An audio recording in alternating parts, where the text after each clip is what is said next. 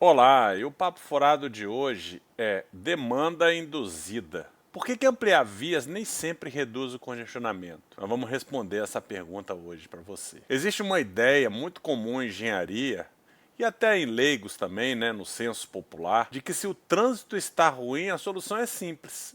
Vamos construir mais vias. Na cabeça das pessoas, normalmente é assim. Mais faixas, mais avenidas, mais capacidade. Só que existe um problema sério nessa lógica. Em muitas cidades do mundo, mesmo depois de grandes ampliações viárias, o trânsito continua ruim e às vezes até piora. É isso mesmo.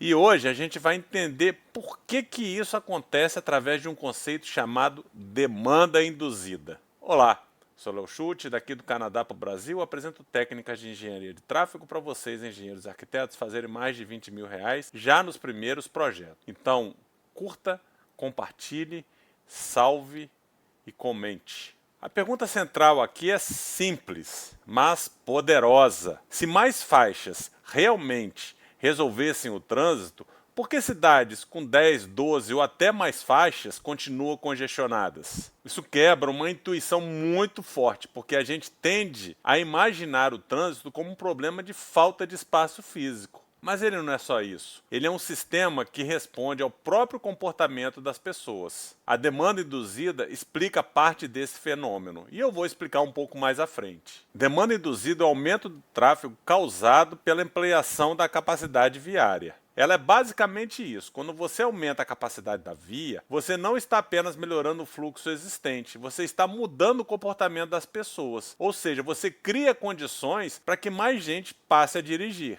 Isso pode acontecer de várias formas. Novas viagens surgem, pessoas mudam de horário, mudam de transporte ou passam a morar mais longe. De início, a via fica mais rápida. E aí, mais pessoas passam a usar o carro. Há uma migração do transporte que ele usava para o carro. Passando ali todo dia, ele está vendo que tem mais carros que vão para essa nova faixa. Daí surgem novas viagens. E aí o pior acontece. O congestionamento retorna. Tem duas analogias muito simples de entender. Uma é pensar em um armário. Se você tem pouca gaveta, você se organiza melhor. Mas se você ganha um armário maior, naturalmente você começa a ocupar aquele espaço. No trânsito é parecido. Quando você abre mais capacidade, o sistema não fica vazio. Ele se reorganiza para preencher esse espaço. Uma outra analogia que eu já ouvi foi a seguinte: você está com peso fora do normal, sua calça não está resolvendo. Então o que você faz? Você compra uma calça com um número maior. Ou seja, você não resolveu o problema, que era o seu sobrepeso, porém você resolveu uma situação imediata. É mais ou menos isso que acontece. Esse conceito não vem de uma opinião à toa. Ele vem de estudos urbanos feitos lá atrás, principalmente nas décadas de 60 e 70. Pesquisadores começaram a notar algo consistente. Quando vias eram ampliadas, o congestionamento voltava rapidinho. Isso mostrou que havia algo além da simples relação mais estrada, menos trânsito. Então a gente pode dizer que a relação entre oferta e demanda também se aplica ao transporte. E como essa demanda induzida acontece? Quando uma via melhora, o primeiro efeito é óbvio, o tempo de viagem diminui. Só que isso muda o comportamento das pessoas.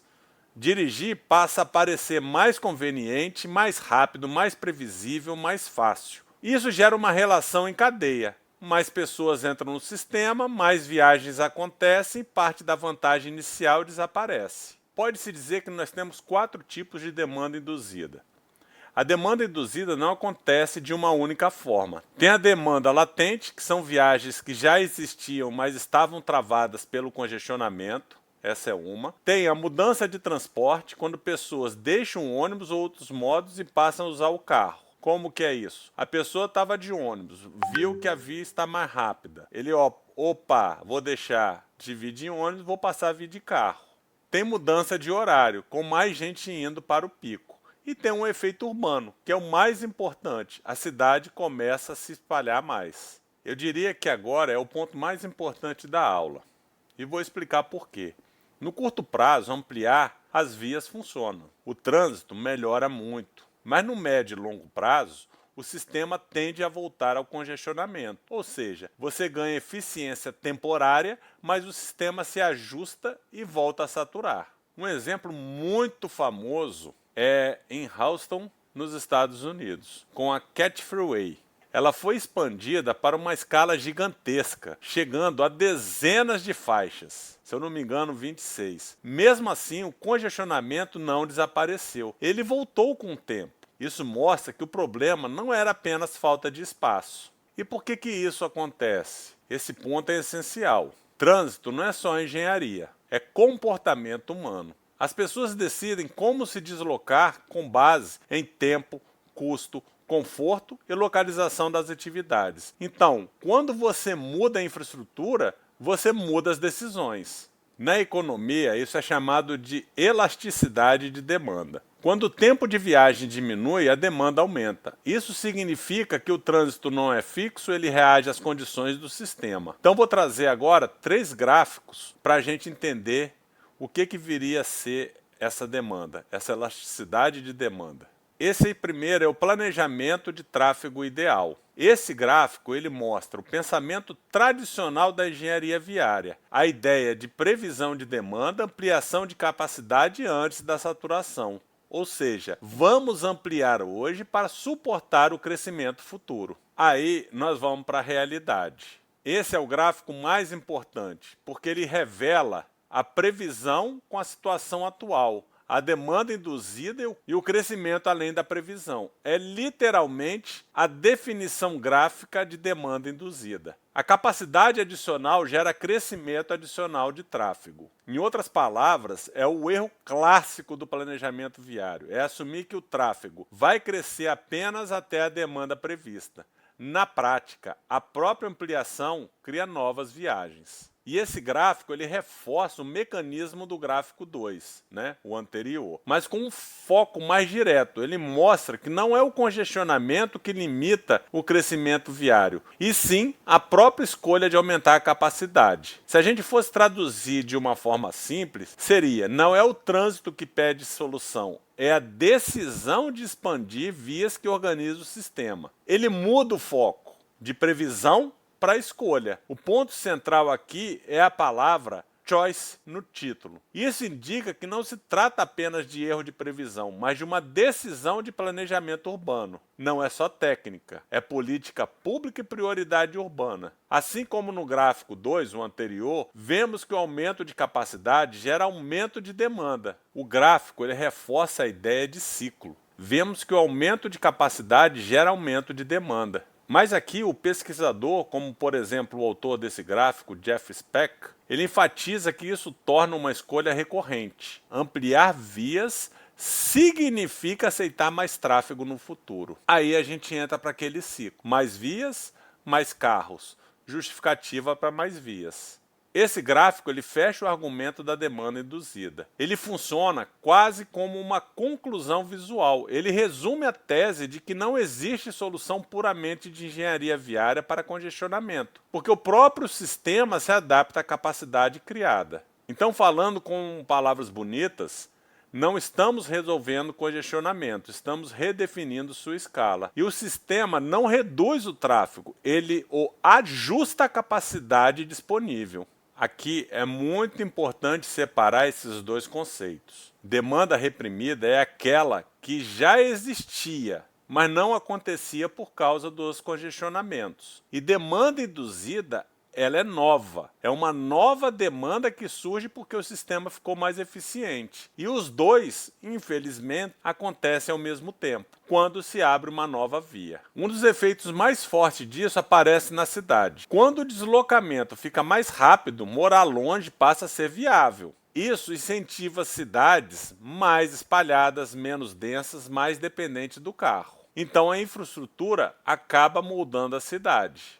Com isso, a gente tem algumas consequências, como maiores distâncias, você tem que percorrer mais, você fica mais dependente do automóvel, você tem menor viabilidade do transporte coletivo, o transporte motorizado fica também prejudicado, e isso você aumenta essas viagens motorizadas. E aqui a gente passa a ter um ciclo clássico, onde a gente amplia as vias, o trânsito melhora, mais pessoas dirigem, o congestionamento volta. Você amplia de novo. É um ciclo que se retroalimenta. E quais os problemas que a gente tem nisso? Tem aumento dos custos públicos, reduz a eficiência urbana e amplia impactos ambientais que a gente vai falar um pouco mais na frente. E aí torna as cidades menos caminháveis. O aumento de tráfego, ele cria um impacto ambiental, porque ele emite mais CO2, maior poluição sonora, maior consumo energético, piora da qualidade de ar. Então, se a gente acha que está ampliando via, a gente pode reduzir isso? Não, muito pelo contrário. Isso pode piorar. Porque mesmo quando há melhora temporária, o aumento do número total de carros pode gerar mais emissões e poluição. Ou seja, melhorar o fluxo não significa necessariamente melhorar o impacto ambiental. E temos problemas no social por conta disso? Sim. O modelo centrado no automóvel também cria desigualdades. Ele favorece quem dirige e dificulta o acesso de quem depende do transporte público ou mobilidade ativa. Esse aqui é uma figura clássica de cidades onde você tem várias faixas e tem esses grandes caminhos de pedestres. Dificultam essa caminhabilidade. Algumas cidades começaram a seguir outro caminho. Em vez de expandir vias, investiram em transporte público, bicicleta e caminhabilidade. E isso mudou completamente a dinâmica urbana dessas cidades. A gente sempre ouve falar em algumas cidades, como Copenhague, Amsterdã, Paris, Bogotá. E uma condição que acontece quando o tráfego é evaporado. Quando você reduz capacidade viária, nem todo o tráfego vai para outra rua. Parte dele simplesmente desaparece porque as pessoas mudam comportamento. Os horários mudam, usuários mudam de modo, destinos se reorganizam. Então nem todo veículo removido migra para outra rua. Aqui um exemplo, se eu não me engano, em Seul, eles tinham essa montoeira de faixas aqui, eles reduziram, diminuíram conversões ao longo de todo o estudo e colocaram esse espaço aqui de um antigo rio que passava aqui por baixo. Ampliar funciona? Em algumas condições, sim. Funciona em situações pontuais, mas como solução estrutural para congestionamento urbano, geralmente não resolve no longo prazo. E o que realmente reduz congestionamento? As soluções mais eficientes não são apenas aumentar a capacidade, mas gerenciar a demanda, ou seja,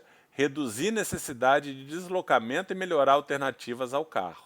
Então coloquei aqui alguns exemplos: transporte coletivo de qualidade, como o VLT, integração modal, adensamento urbano, gestão de demanda, pedágio urbano, incentiva a mobilidade ativa, uso misto do solo. Então eu diria que o foco moderno da mobilidade urbana não é mover carros, é mover pessoas de forma eficiente. A engenharia de tráfego moderna, ela busca otimizar deslocamentos, reduzir necessidade de viagens e equilibrar modos de transporte. O foco ele deixa de ser movimentar veículos para movimentar pessoas. O congestionamento é um problema de engenharia ou de planejamento urbano? No fim das contas, o congestionamento não é apenas um problema de engenharia, ele é um reflexo de como a cidade é planejada. E isso muda completamente a forma como a gente pensa soluções de mobilidade.